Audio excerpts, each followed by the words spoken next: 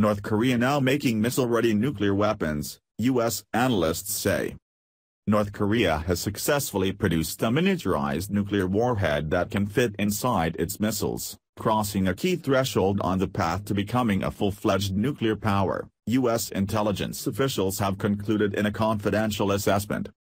The analysis, completed last month by the Defense Intelligence Agency, comes on the heels of another intelligence assessment that sharply raises the official estimate for the total number of bombs in the communist country's atomic arsenal.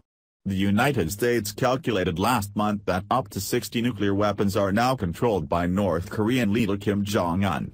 Some independent experts think the number is much smaller.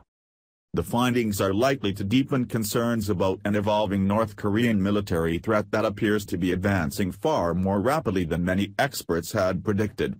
U.S. officials concluded last month that Pyongyang is also outpacing expectations in its effort to build an intercontinental ballistic missile capable of striking the American mainland. President Trump, speaking Tuesday at an event at his golf course in Bedminster, New Jersey, said North Korea will face a devastating response if its threats continue. They will be met with the fire and fury and frankly power, the likes of which this world has never seen before, he said. Earlier Tuesday, North Korea described a new round of UN sanctions as an attempt to strangle a nation and warned that in response, physical action will be taken mercilessly with the mobilization of all its national strength. Although more than a decade has passed since North Korea's first nuclear detonation, many analysts thought it would be years before the country's weapons scientists could design a compact warhead that could be delivered by missile to distant targets.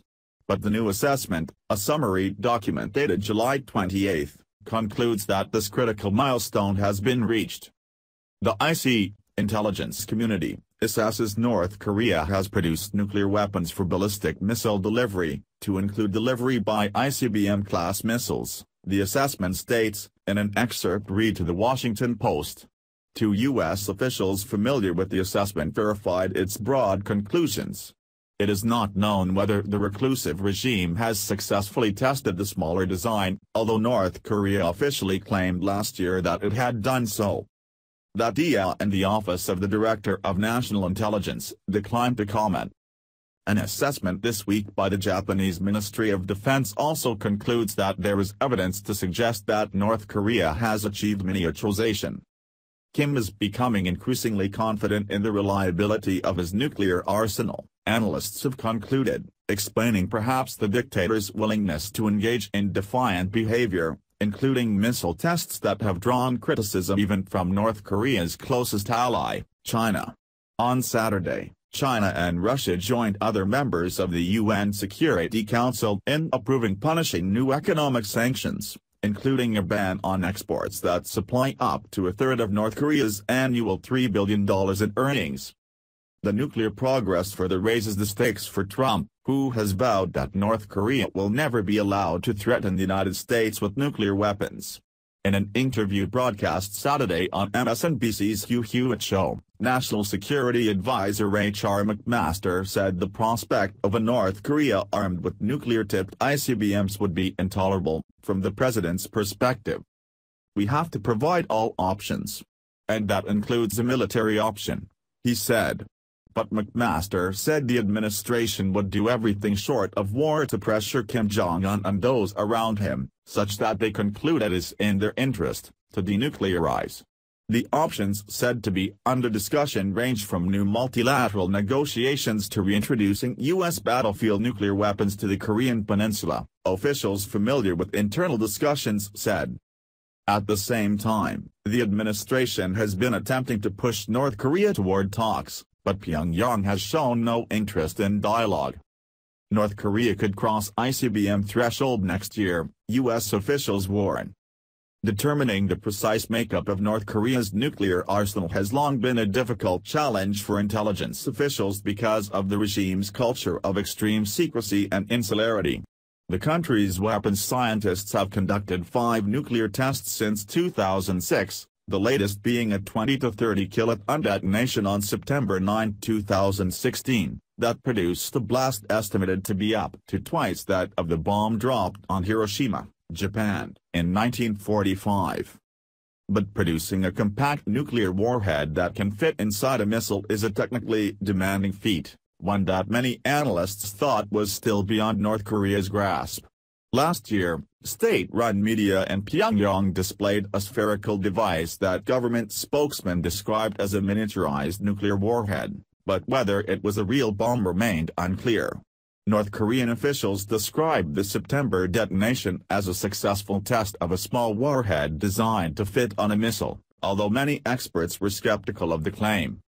Kim has repeatedly proclaimed his intention to field a fleet of nuclear-tipped ICBMs as a guarantor of his regime's survival. His regime took a major step toward that goal last month with the first successful tests of a missile with intercontinental range. Video analysis of the latest test led some analysts to conclude that the missile caught fire and disintegrated as it plunged back toward Earth's surface, suggesting that North Korea's engineers might not be capable yet of building a re-entry vehicle that can carry the warhead safely through the upper atmosphere. But U.S. analysts and many independent experts think this hurdle will be overcome by late next year.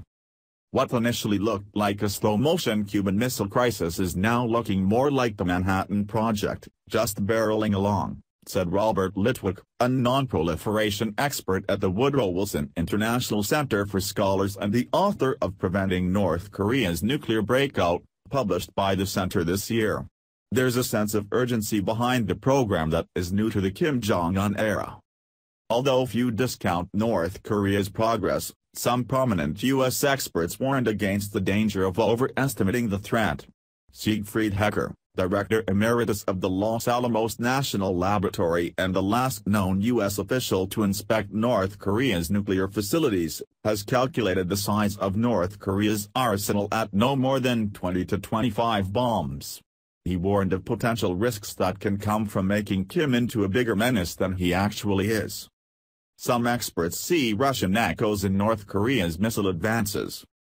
Overselling is particularly dangerous, said Hecker, who visited North Korea 7 times between 2004 and 2010, and met with key leaders of the country's weapons programs.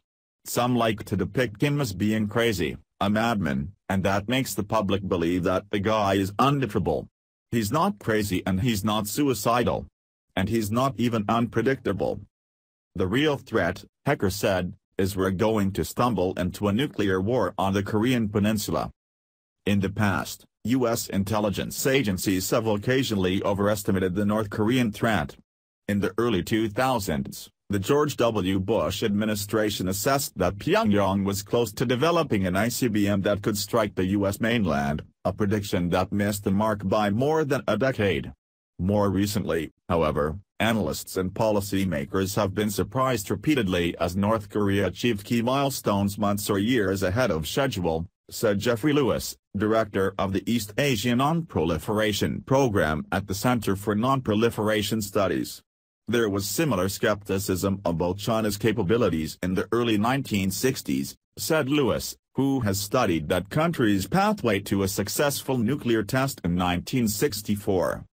There is no reason to think that the North Koreans aren't making the same progress after so many successful nuclear explosions, Lewis said. The big question is, why do we hold the North Koreans to a different standard than we held Joseph Stalin's Soviet Union or Mao Zedong's China? North Korea is testing underground, so we're always going to lack a lot of details. But it seems to me a lot of people are insisting on impossible levels of proof because they simply don't want to accept what should be pretty obvious. Yuki Oda in Tokyo contributed to this report.